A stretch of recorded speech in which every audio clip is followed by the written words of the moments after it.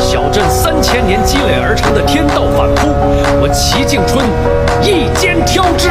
我叫阿良，善良的良，我是一名剑客。我已经等了8000年了，陈平安，你能不能帮我跟外边的四族天下说一句话？千年暗室，一灯景，前辈如何？上集说到齐敬春带师收徒，陈平安至此成为了文圣一脉的小师弟。而在两人分别后，齐敬春便直接教训了一顿在背后算计陈平安的截江真君，然后还勒令他速速离开小镇，告诫他30年内不得离开书简湖。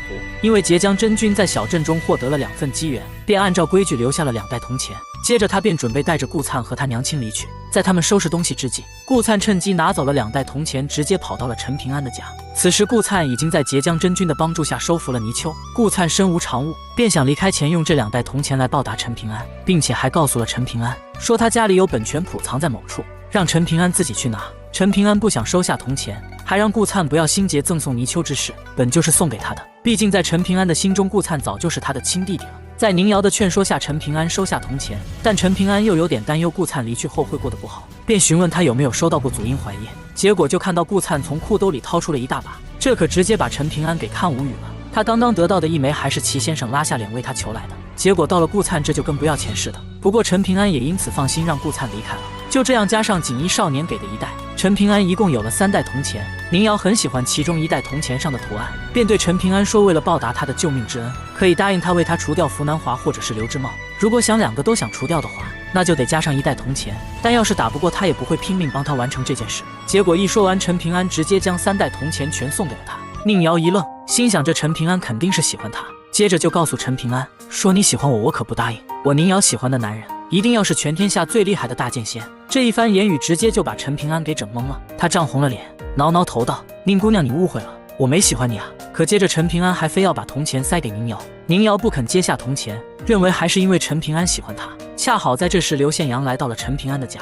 刘宪阳告诉陈平安说，有2方外来势力同时盯上了他家的宝物，而这2方势力分别是正阳山与清风城，一方想要他家的剑晶，一方想要他家的猴子甲。但刘宪阳没打算卖掉这2件东西，为此他这几日时常被他们骚扰，惹得他非常烦恼。更不巧的是，他在铁匠铺还把阮师傅的宝贝女儿给惹哭了，成为阮师傅徒弟的事情可能也要泡汤了。刘宪阳还说出了道士陆晨曾说他命里有大劫。陈平安听后深感不妙，便询问刘宪阳有没有获得一些老槐树的树叶，结果刘宪阳却是一片也不曾得到。陈平安知道了事情的严重性，便以铜钱为报酬，恳求日渐恢复的宁瑶帮忙保护刘宪阳。宁瑶也是爽快地答应了。宁瑶提醒刘宪阳不要和外来人发生冲突，尽量拖延，毕竟他们不能坏了规矩强行抢夺。刘宪阳却是有些不太在意。接着陈平安便搬到了刘宪阳的家居住，和宁瑶一个女子同住多少有些不合适，同时也可以照看刘宪阳。而此时另一边，齐敬春的书童赵瑶正和宋吉星在一处酒楼告别，2人喝得大醉淋漓。等醉醺醺的赵瑶回家后，他的祖母却是拿出了一支沾满了墨水的毛笔，让赵瑶为一条木龙点睛。这木龙也是一份大机缘。赵瑶得到了这份机缘后，随即就离开了小镇。其实在小镇中一共有着5份交融机缘，分别代表着金木水火土，而如今这5份机缘都有了归属。锦衣少年买走的金色鲤鱼，顾灿的泥鳅，宋吉星家的4脚蛇，以及赵州的木龙，而最后一条火系蛟龙也早被铁匠铺阮师傅的女儿阮秀所得。得到这些机缘的人无一不是大有作为的人，那么赵瑶他们为什么要急于离开小镇？铁匠铺阮师傅的真实身份又究竟是谁？我们下回继续讲解。离珠洞天作为世间最后一条真龙的藏身之地，洞天因此独享了3000年大气运，小镇也因此走出了无数绝顶天才。但这些气运中有用完之际，用完之时，这3000年气运大因果将要反扑，到时小镇所有居民将以永世不入轮回的代价来偿还这份因果。如今3000年之期即将到来，齐敬春镇守洞天期满之后，小镇将迎来最后一位坐镇的圣人，而这位圣人便是新搬来小镇的铁匠铺师傅阮琼。但阮琼来此的目的并不是为了守护小镇，而是来看管小镇，不让其中的人出逃躲避天道的惩罚。所以在齐先生还未卸任之际，此时能够离开的人必须得赶快离开洞天，不然等阮师傅真正上任后就走不了了。这也是道士陆晨让陈平安必须入铁匠铺的原因所在，为的就是求圣人庇护。而在陈平安搬入刘宪阳家后，陈平安无意中从宁瑶口中得知小溪中的蛇胆石是宝物，能卖很多钱，于是小财迷陈平安当即就背着大背篓跑去捡石头。也正是在这一天，陈平安在小溪边碰见了正在偷吃糕点的阮秀。在陈平安下水摸石头的时候，趁机抓了几条鱼想熬给宁瑶补身子。一旁吃着糕点的阮秀看到陈平安抓到鱼后，忍不住拍手夸赞陈平安厉害。看到鱼啊，阮秀馋得直流口水，于是陈平安就送了几条鱼给他，两人也由此结缘。在陈平安走后，阮师傅找到了偷偷吃零食的阮秀。这位兵家圣人对于这个爱吃的宝贝女儿很是头疼，但也拿他没有办法。阮秀却开口询问父亲当时为什么不收下陈平安当学徒。阮师傅解释道，陈平安虽然性情挺好，但是根骨太差了，就算收下他也不会有大作为，并且他的本命词早被打碎了，虽容易吸引福缘，但留不住。可以说陈平安整个人犹如一个鱼饵一般，会一直不停地在小镇中吸引大鱼前来，就等着一条大鱼上钩。阮琼向女儿解释完后，还顺带对女儿提起了小西廊桥底部挂着的那柄铁剑。这看似普通的铁剑，其实也是一位大佬。这也是陆晨让陈平安常来小溪的原因。等两人离开后，齐敬春不知什么时候出现在了廊桥之上，默默地为陈平安谋划着一件大事。当天亮时分，仍然还在廊桥的齐敬春笑着说道：“千年暗示，一灯即明。”而这盏灯便是指的没了本命词的陈平安。第二日，陈平安便熬了鱼汤给宁瑶送去。刘宪阳因喜欢志归，也和陈平安一同回了家。宁瑶看到鱼汤，心情很好。而刘宪阳则是趴在围墙上偷看隔壁的志贵。刘宪阳没看多久，宋吉星家就来了一位白衣男子。白衣男子名叫宋长敬，他是大黎王朝的藩王，也是大黎武道第一人，如今已是9境巅峰的武夫。所以宋长敬非常自负，以至于他觉得自己一只手就能锤杀齐敬春之流的三教神仙。虽然这些话最终传到了齐先生的耳中，但齐先生也只是云淡风轻的一笑而过。也只怪宋长敬运气极好，碰到了现在的齐先生，不然要是以齐先生年轻时候的性格，非得单手把他按在地上摩擦。宋长敬来到宋吉星家后，点出了宋吉星的真实身份是大黎皇子，这次专程来就是为了接走他。宋吉星最后被带去了小镇的官邸，他们并没有着急离去。临走时，宋长敬看到了趴在墙上的刘宪阳，惊讶于他的天赋，忍不住拉拢，但被刘宪阳拒绝。之后刘宪阳就回到了铁匠铺，阮师傅并没有因他惹哭了自己的女儿而责备他，反而是将他收为了开门弟子，还嘱咐了他最近不要离开铁匠铺。陈平安得到这个消息后也算是放下心来了，毕竟刘宪阳如今有了靠山，窥探他家宝物的人就要掂量掂量他背后之人了。可他们不知道刘宪阳的死劫并没有因此躲过。夜幕到临后，陈平安趁着夜色去顾灿家找到了顾灿留下的那本拳谱，是一本名为《撼山拳》的拳谱。陈平安不识字，他便带着拳谱找到了宁瑶。宁瑶告知了陈平安拳谱名字后，还向陈平安讲到武道共分为10个境界。讲完后，宁瑶本想打开拳谱细细观看，可陈平安却突然把秘籍拿得远远的，还一本正经地告诉宁瑶，希望他看了后不要外传。这可把宁瑶好一顿气，这不是笑话吗？她可是来自剑气长城的天之娇女，从小看的都是绝顶的功法，如今看本破拳谱还不让看了，所以气不过的宁瑶直接就说了那句：“我宁瑶一只手能打你100个陈平安，一本破拳谱我稀罕啥？”接下来陈平安便让宁瑶教他练拳，可宁瑶却有些犯难了，因为他生下来就是剑仙之体，修炼啥的打娘胎起就会了，所以他根本不知道如何教导别人。无奈的宁瑶只得对陈平安演示了一遍撼山拳，然后没办法的他只能忽悠陈平安说读书百遍其义自现。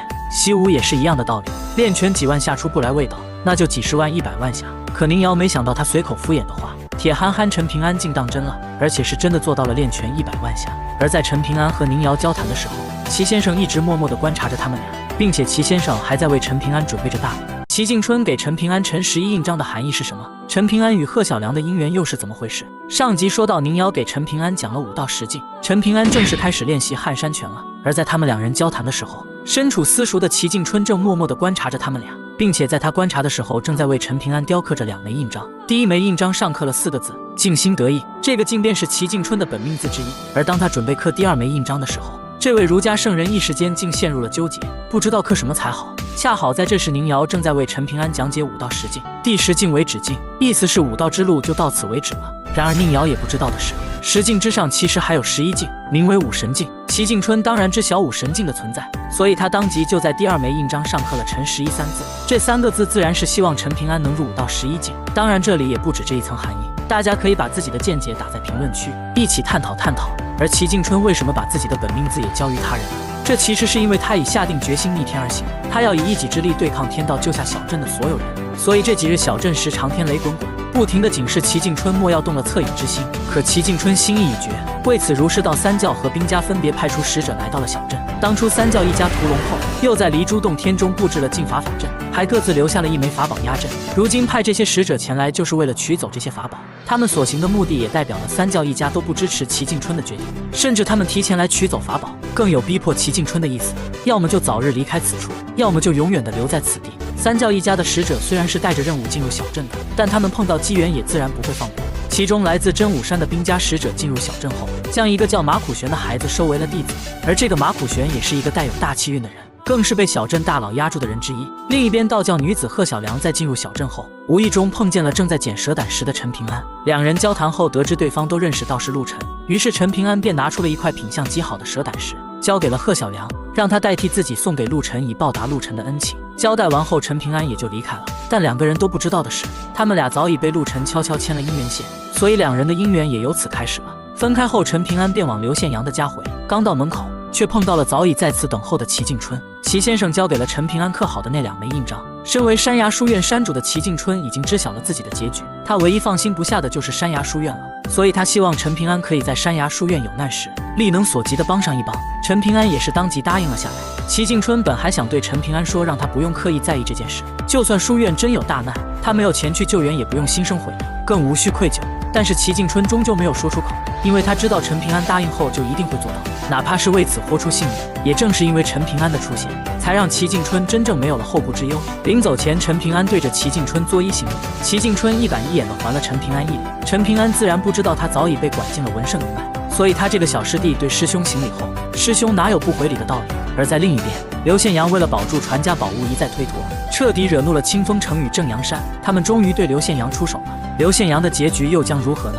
上集说到了齐敬春交给了陈平安2枚印章，陈平安答应帮齐先生保护山崖书院。而在另一边，刘宪阳为了躲避清风城与正阳山的人，一直待在铁匠铺，因此两方势力一时间也拿他没办法。但随着儒释道三教和兵家进入小镇取走宝物，清风城与正阳山知道离珠洞天即将要变天了，所以他们必须要尽快得到宝物，然后离开小镇。因此清风城的许夫人终于坐不住了，她自知无法对身在铁匠铺的刘宪阳出手，于是她便去往了铁匠铺，用陈平安的性命威胁刘宪阳，说如果他不交出宝甲，就杀掉陈平安。刘宪阳为了保护陈平安，最终只能妥协，变卖了自家的宝甲。但清风城的许夫人得到宝甲后，并没有因此罢休，她深知刘宪阳根骨过人，担忧他日后成长起来后会找清风城的麻烦，于是为了根除这个祸患，她准备借刀杀人。许夫人先是找到了正阳山的搬山员，告诉了他们买走刘宪阳本命祠的宗门是风雷园，风雷园和正阳山是死对头，两派宗门已经到了不死不休的地步，而刘宪阳家的祖传剑经更是能威胁到正阳山的剑术。